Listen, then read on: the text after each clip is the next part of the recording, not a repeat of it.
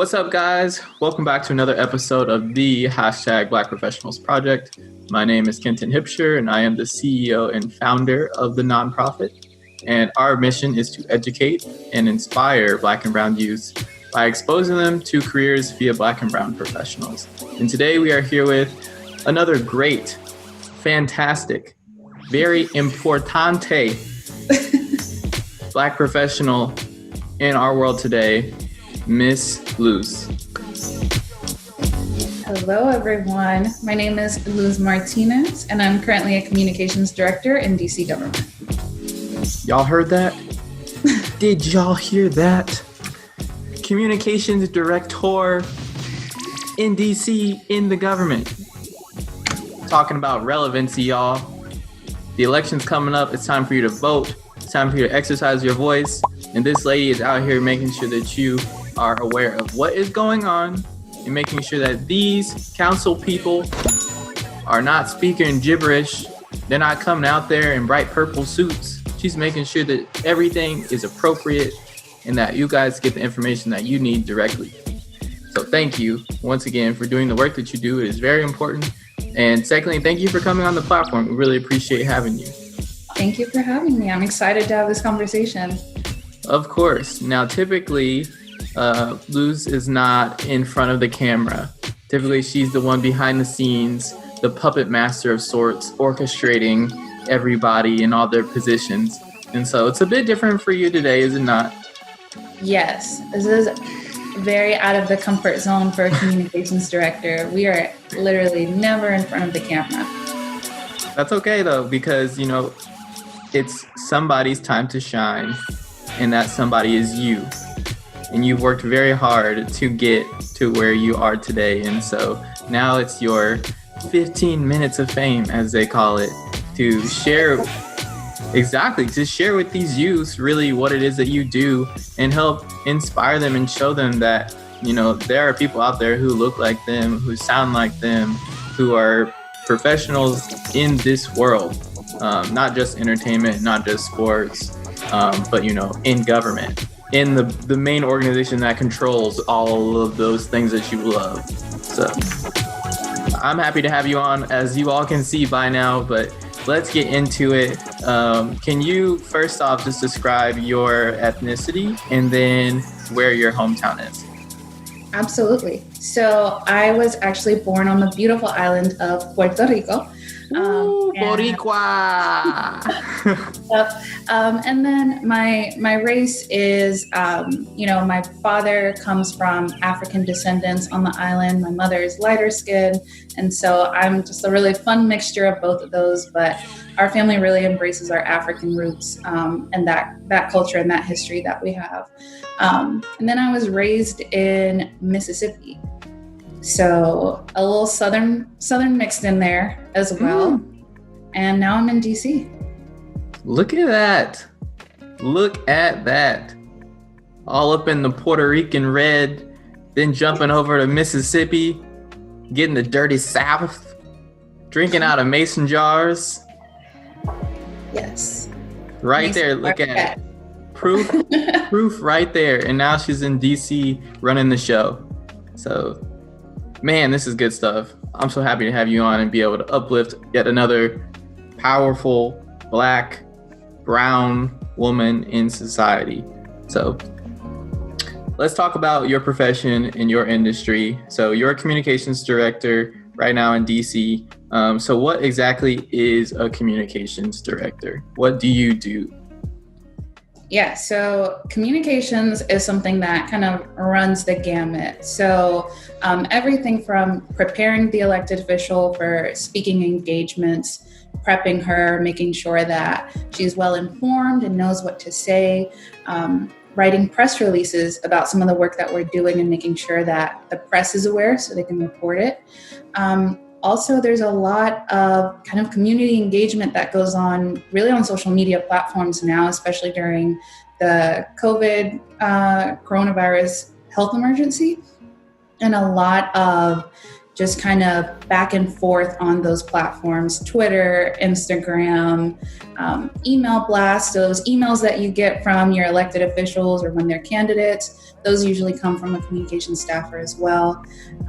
And really just making sure that the public is aware of the work that they're doing and that that's clearly articulated to people. Gotcha.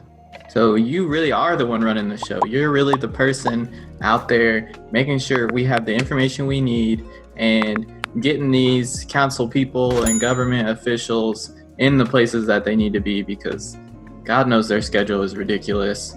So somebody's got to be back there telling them what pin to put on their suit and, you know, which way to wear their hair, tie or no tie, all these important decisions. Yeah. Absolutely. And I think that one part of communications that's often missed is that when you have someone that's Black or brown preparing someone or writing those statements, they're looking at it through their lens as well, not just the elected officials. We don't have enough Black and brown elected officials. So the least we could have right now is at least those staffers that are kind of the middlemen making sure that that information is good. Certainly, yeah, I can echo that 1,000 times over, and really that translates into other areas of government as well. You know, being a person who's behind the scenes, as far as in comparison to being somebody who's in front of the camera, you know, it's great for us to have people like Michelle and Barack, you know, for those out in the front, really being images and leaders for the people to see. But what you really do need is a support system behind them who also reflects those same faces, those same cultures. And it's great that you are a part of that in a variety of different ways, really. So moving forward, I think what I want to talk about is a little bit more about your typical day, because, you know, you do so many things. I mean, talking to you before this, you know, you were describing kind of what a typical day is for you. And I was just like, good Lord, somebody pray for this woman, because she's up and at it and digesting and breaking it down and trying to give it back out to y'all in nice, clean, concise pieces of information. It's just a lot. It's a lot. So please inform them, you know, what a typical day in the life is for a communications director in political science or in government. Yeah. So every day is completely different. So if you're someone looking to never have the same day twice, communications might be the job for you, because we really kind of operate on the news cycle. So if the president says something or Congress says something, then that's our day right there, right? Is responding to it, making sure we realize how it affects our residents and our constituents. But usually my morning kind of starts off is checking the news, making like, did anything happen overnight? Did any accidents happen, or any other, you know, elected officials saying anything in the news that we should be aware of, and really getting that information out to my staff so that they're aware of what's going on. A lot of times you have policy people on your government staff that are just focused in their own little world on that kind of stuff. So you have to tell them what's going on in the world and what's out there, what the Washington Post is reporting, what's going on in the New York Times, and what's the community worried about, right? Then when we're in session, a lot of my days are drafting press releases. We want to make sure that the press is aware of the work that we're doing, especially when you work for someone that's good and doing good work on behalf of their residents. And you want to make sure that you convey how important that legislation is and that people should know about it. Because a lot of times that can get lost in translation. And if no one knows that you're doing the work, then they're not engaged in it. So a lot of it is bringing people into that space. And then a lot of my time is spent on the phone with community partners, making sure that they have all of the information they need from us, and just kind of getting the word out there. Really, it's almost self-explanatory, but there's a lot of different kind of buckets to communications that you have to check off every day. Mm-hmm. And you're doing this all fairly early in your career too. Like, you're really young. It's not that like you're in your 40s or in your 50s as when the average group, like the millennials and the Gen Z people, when they think about politics, they think like 40, 50 plus year old men, typically, sometimes women, and they're pretty much going to be white and either extremely liberal or extremely Republican. It's going to be one or the other. But you really are kind of an anomaly in that sense, because you're very young, you know, you're in a very powerful position in your role, and really a lot of things come through you. And so having that amount of responsibility at such a young age is something that I'm sure is often a challenge for you at the same time, because people may think like, you know, you're so young, what do you know about, like, how can you do this? But at the same time, you're doing it, like you are successful. Thank you. Yeah, that's absolutely a challenge that I face all of the time, especially coming into the director position. There are a lot of ways that things have been done for a really long time. And when you have someone young come in, sometimes you ask a lot of questions like, well, why are we doing it this way? Why not do it this other way? Or, you know, why not change things up a little bit? And so there is kind of that first initial doubt that people have when you're this young. And I think also just talking to reporters that maybe have been reporting for 20 years, 30 years, they've seen directors come and go all the time. And they don't ever really think that the young ones are going to last very long. So you have to earn their trust. You have to prove yourself to them. And proving yourself to reporters is often just trying to get them as much accurate information for their stories, and, you know, kind of helping them navigate their media. So yeah, it takes a lot to build trust in the communications world when you're this young. Yeah, I could definitely see that being the case, and especially being a woman, like, and a woman of color at that. Oh yeah. And with the braids and everything, and usually hoop earrings. Like I fully embrace my ethnicity, my looks. But I know that when I walk in, they don't think that I'm the communications director. So I often have to introduce myself to every single person in the room to make sure that they know. Gotcha.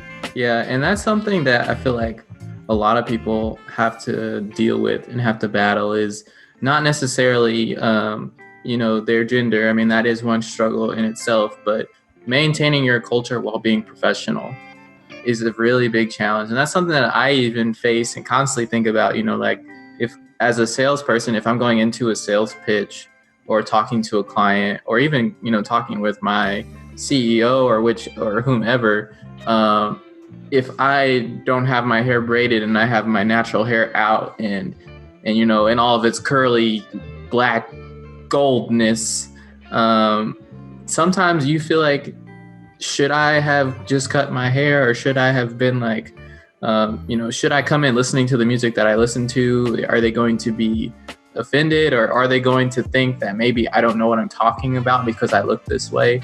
And I just want to give you the kudos for, you know, really living in your culture and still going to work every day and showing these people like, look, I can do both.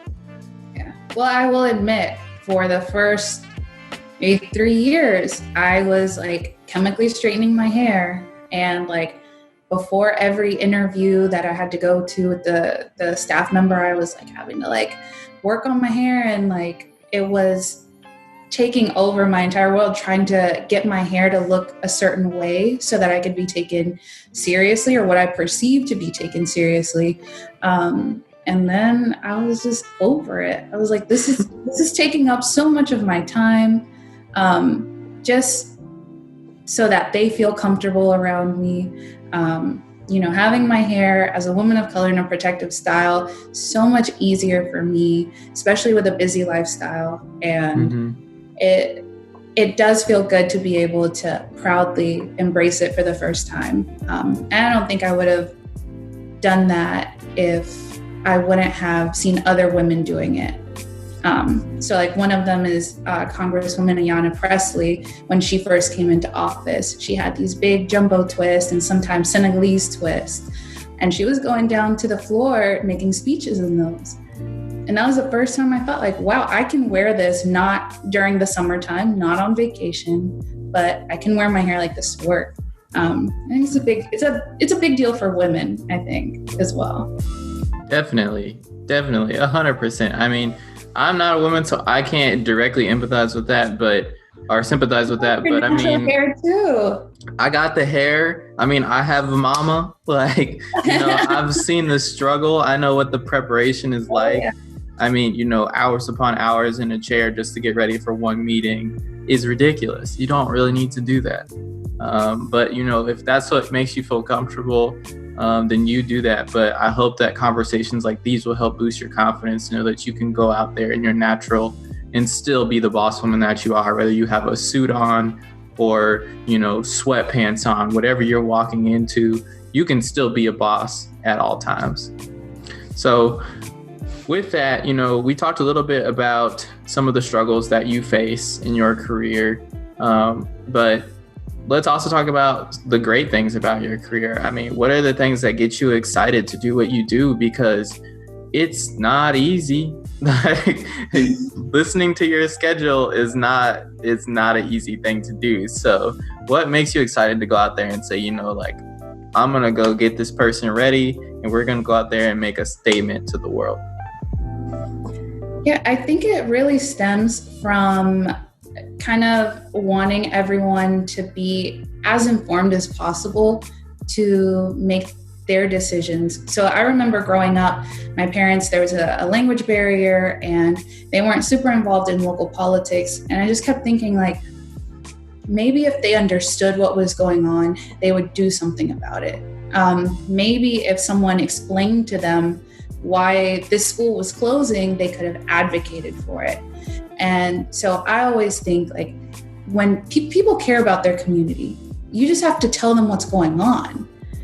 People care that, you're shutting down a bus station or you're displacing residents from public housing or schools are underfunded. People care, but you have to let them know what's going on. And so I think it comes from a point of just trying to get that information out to people, especially underrepresented communities that maybe don't always understand the process. And so something that I like to do in my communications is just fully explain the process. This is why this bill is the way that it is. This is how it's going to affect you. If you don't like it, here are your options. Here's what you can do about it. And I think that that's how you get the community involved. And that's where the power is.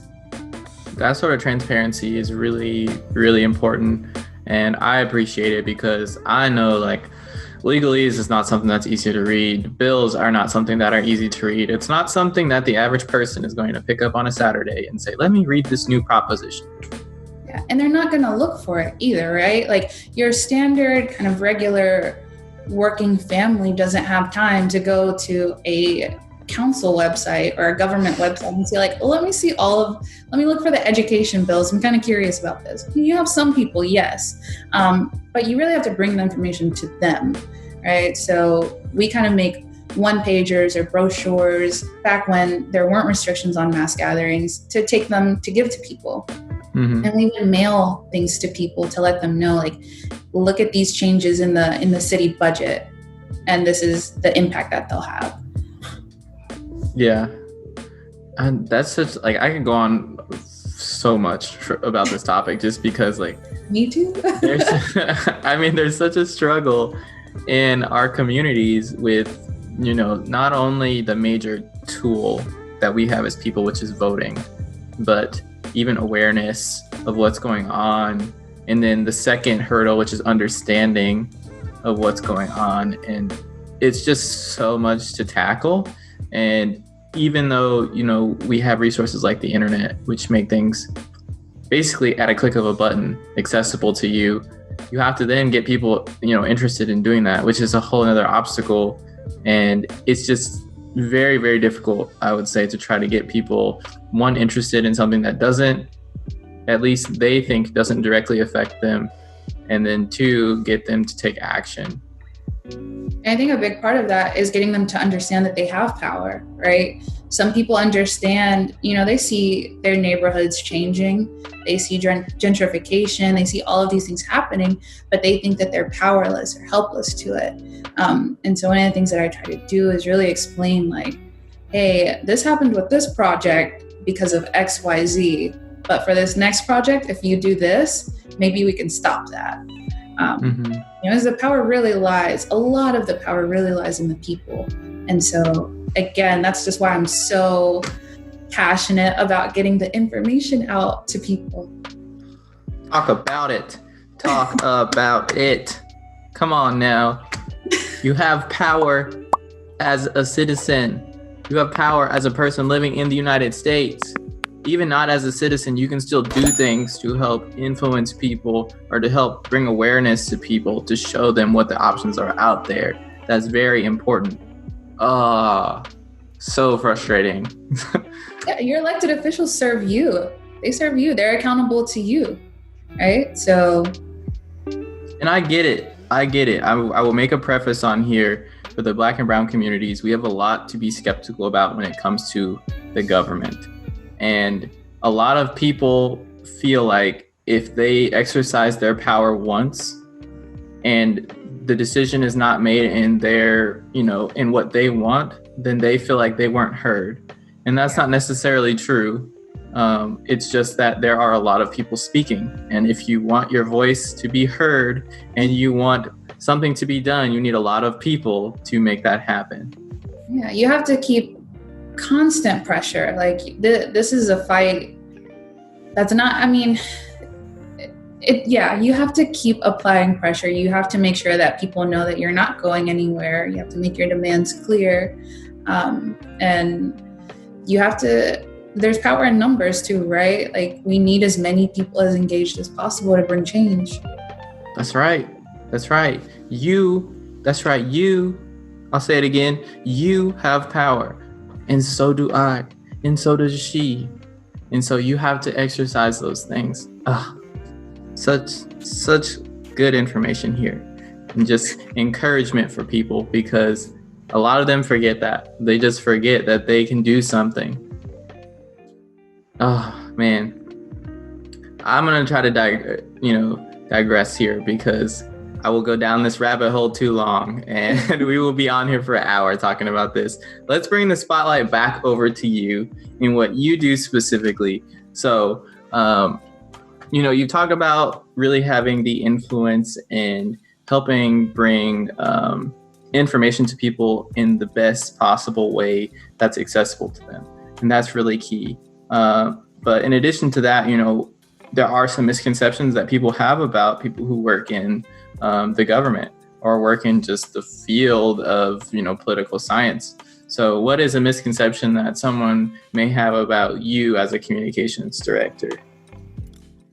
I think a lot of times people assume that we are trying to hide things from them, which, for some elected officials, that could very well be true. I can't speak for every elected official out there.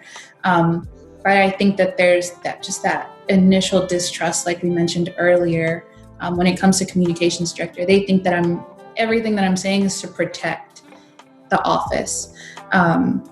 When if they knew me, I say it how it is. I don't know if that's the Puerto Rican side or the Southern side, or both of them mixed in, but I try to make it clear that my reputation is to be as direct and straightforward and transparent as possible. But there's definitely that mistrust that all you do as a communications director is just try to spin everything.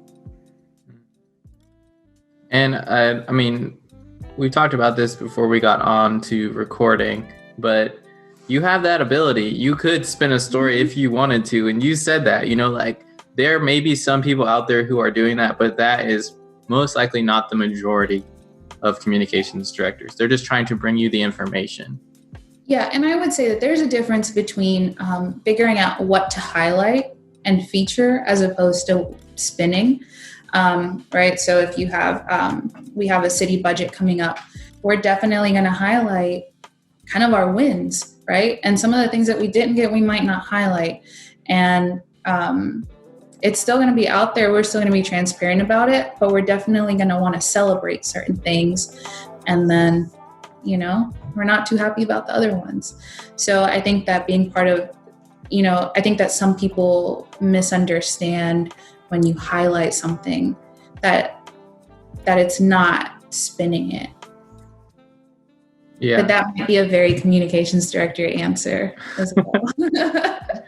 There's always going to be a skeptic. There's always going to be somebody in the back who's probably like, but that's exactly what you would say as somebody who's spinning stories. And it's like, you know what? You can take it or leave it. The truth is the truth.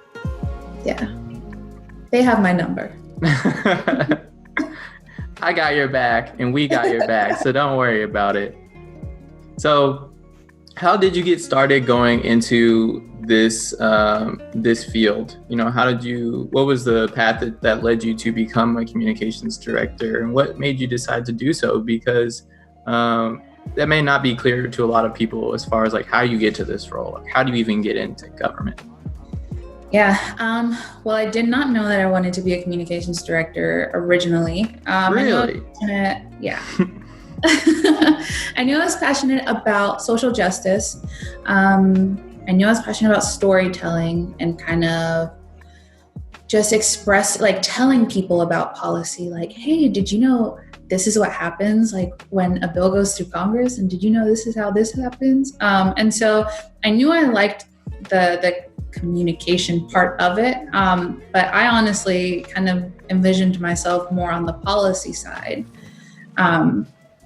So I did an internship in DC with some campaigns to just kind of get some experience. And that actually was a really tough kind of chapter of my life, because a lot of probably white people have connections. And if they're doing political science, their family is probably well connected.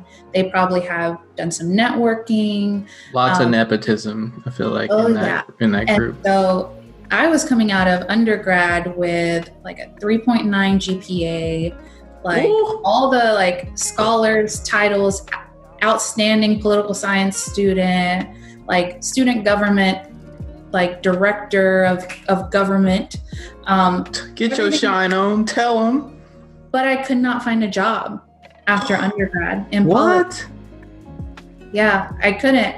And I had to take an internship. And actually, it turned out to be the best internship in the entire world and got me on this path. But the reality is that a lot of my peers went on to jobs and I had to take an internship. And that was really hard on my pride at first, I think.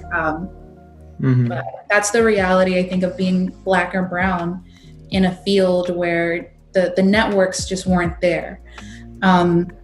So just to give the people a little bit of background here. So your undergraduate was in political science, correct? Yes. Okay, So you have your 4-year bachelor degree in political science. You have this 3.9 GPA. You have all these leadership roles and all these, not opportunities, but all of these positions showing that you're capable of potentially earning a job somewhere. Yeah. And I had already done an internship in DC, a policy internship in DC one summer. Gotcha. And an internship. Mm-hmm. I thought I had done everything right. And I really did. I had kind of checked all the boxes that I was told to check. What they didn't tell me was that no one was going to hire me. So, yeah. And so learned that the hard way. But it was a really great learning experience, and I got to help a lot of great Latino candidates get elected to Congress. I'm really proud of my time with that organization.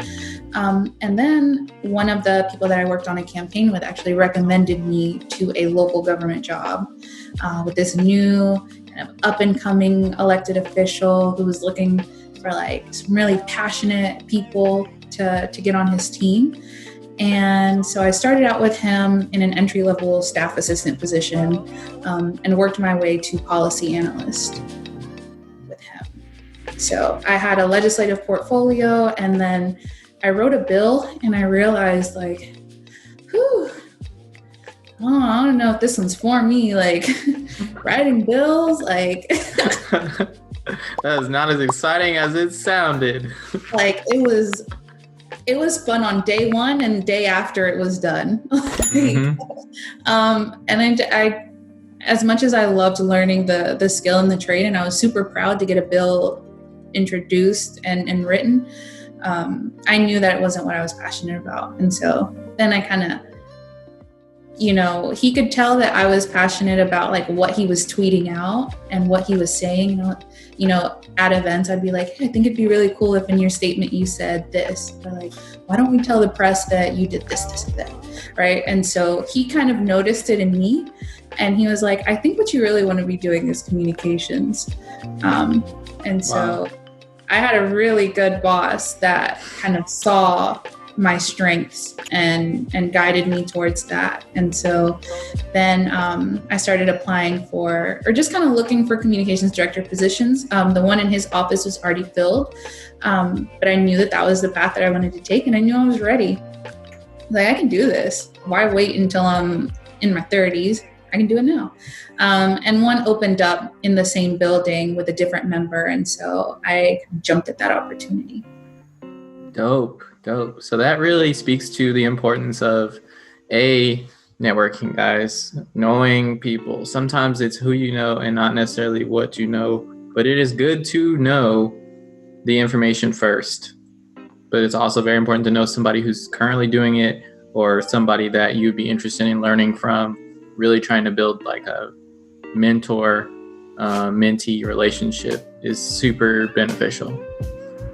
And people are always watching. And this is what I tell my mentees actually all the time, is that I got recommended to my first job because the person on the campaign just watched how hard I was working on the campaign. And my second job, the communications director position, I was recommended by someone in the building who was like, she works hard. Like, this is who you need. And so despite me never having a communications position, I got hired as communications director. Mm-hmm. So. That's such a dope story. So cool, because like you came out of college like swinging on them, 3.9 GPA, wham, bachelor's degree in poli-sci, bam, internship, wham, and they was just like, I'm not having it. And then you was like, all right, I'm gonna be humble, go in on this internship route, get this little job, work my way up. And then you found out what you really liked through trial and error. And that's something that is super key. I think that a lot of people miss is your first job is not necessarily going to be your last job. There's going to be many steps, many jobs, many iterations before you get to maybe what exactly it is that you want to do. For some people, they do get, that on the first try. But for many of us out there, I feel like it's not the first time. It's usually the second or third that you really find what you love. And I'm just so happy that you found what you love and really how you can be the most impactful in your career. Yeah. And I think a lot of us have a sense of what field we want to be in. That doesn't mean that you have to go for the first position in that field. So, just like me, like I could have kept doing policy. I can understand policy very well. But I was just not happy doing that. Right. And so it's something that you see in a lot of fields, I think, that are related to things that people can be passionate about. Like if you're passionate about like immigration, you don't have to be an immigration lawyer. You can work at a resource center if you're better at like casework and connecting directly with people. So it's really about connecting your passion with your strengths. Certainly. I couldn't have said it any better myself. So with that, we are pretty much almost done here already. I know it's gone by really fast. And I could talk to you pretty much like all day long, but I know you're busy and you have plenty of things to do. So to wrap it up here, what would be some advice that you would give young Black or brown youth out there that are attempting to follow in your footsteps or pursue a career that's similar to yours? So I think the first one I mentioned a little earlier is like, someone is always watching you. So make sure you are working hard all of the time. Like that, people people are always watching. I promise you, even when you think that they're not. And even if they're not, right, the work that you're putting in when they're not watching is really what's going to open doors for you. And I think be ambitious, because we as Black and brown people have to work 10 times harder, right, than anyone else. And that resilience that we have built up and that work ethic puts us light years ahead, I think, in terms of skills and talent. And I think just be ambitious, like go for it, go for your dreams. Because I often think, like, if I wouldn't have applied for the communications director position, when would I have become a communications director? Maybe like 4 years from now, when I finally built up the confidence to do it. You just gotta go for it sometimes. Worst thing that can happen is they say no. I mean, that's the worst anybody will tell you is no. Really. Like granted, everybody's different personality types. People have their own fears and anxieties, but really at any decision that you make or anything you attempt to do, like you said, the worst anybody's going to tell you is no. And if they do, then there's another door for you to walk in. And I guarantee you, if you're Black or brown, it's not the first time you've been told no, and it's not going to be the last time. Definitely not the first. All right. But I totally agree. I had the same story with me going into sales, as somebody who's technically a scientist. They're like, what do you know about business? But it's like, you don't know. I was raised in a business. You don't know. I've worked in businesses. I've done this before. And you got to show people your value, and you got to show them what you're worth. And if you can do that and really communicate to them, what you're going to bring to the table, then if they say no, they say no. But there's 99% chance they're not going to say no, because you are already great. You just got to believe in yourself and do the work. Absolutely. Well, that is another great episode of the #Black Professionals Project. We want to thank you again for coming onto the platform. We really appreciate it. Do you have any closing thoughts or shout outs that you want to give? Shout out to the moms, the dads, the island, anything like that, mason jars. I think I would just say shout out to everyone that is in the fight right now for racial justice, and Black and brown unity and empowering each other.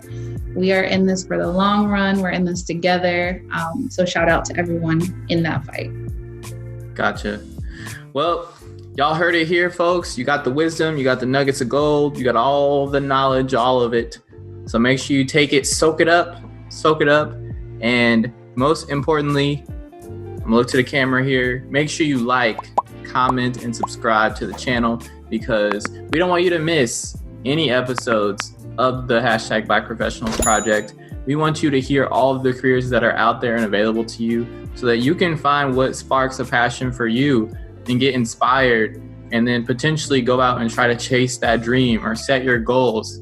And so with that, we want to thank you guys for tuning in. We want to thank Miss Martinez once again, and we will see you guys next week. Of course, every Monday, you can expect an episode from us. So we will see you then. Peace.